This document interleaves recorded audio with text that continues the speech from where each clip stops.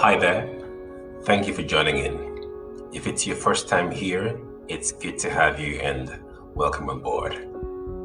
Today, we would like to take a step back and do a quick review of some of the takeaways in the last couple of weeks in an attempt to answer the question, can God be trusted to do what he said he will?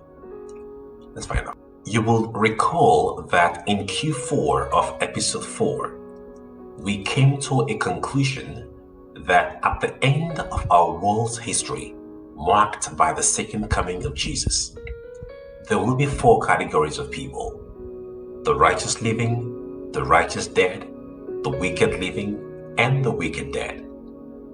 We also learned that all the dead, the righteous and wicked dead, will be resurrected during this event. And while all the righteous, living and resurrected dead are translated to heaven, all the wicked, meaning the living and resurrected wicked dead, are slain by the glory of his appearing to await the second resurrection, when they will face judgment to be executed at the third coming of Jesus. Let us for just a minute focus on the resurrection of all the dead. How is that even remotely possible? It doesn't make any logical sense at all. Now, some of these dead people have been dead and buried for thousands of years. Some incinerated and their ashes spread all over the place. Others donated their body organs, and yet others have been blown into pieces by explosives. How can they all possibly be restored back to life in one whole piece? It just doesn't make any logical sense. Now, I agree with you. This line of questioning is actually very sane and logical.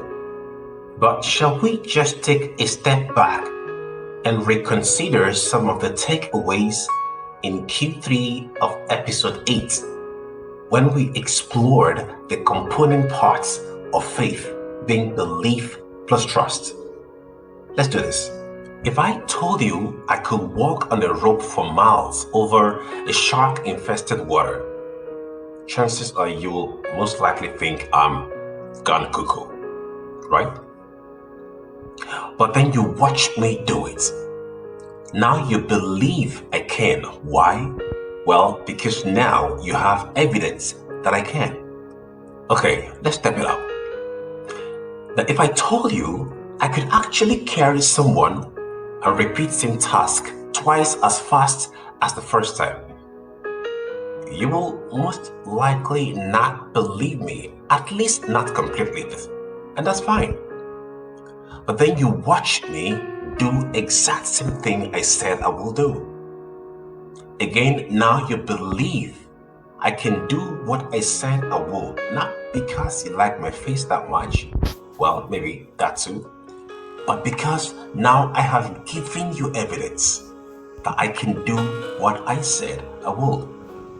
You see, in like manner, just like the illustration of the man who claimed to do the impossible and provided evidence to validate his claims so that now we believe in him, Jesus has also made some big claims of what he has done, what he's doing, and what he plans to do. In addition, he has also made provision for some evidence to validate his claims, and these are found in the Bible. In one of such claims, Jesus clearly states, I am the resurrection and the life. The one who believes in me, even if he dies, he will yet live. And everyone who lives and believes in me will never, ever die forever. Do you believe this? It ends. Succinctly put, he will resurrect all who die believing in him. This promise of resurrection extends even to the wicked in the first resurrection.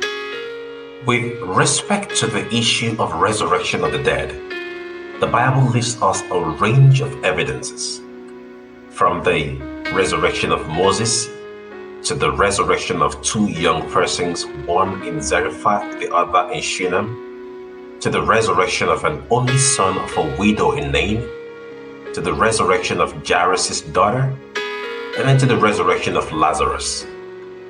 Now, this is what to remember here.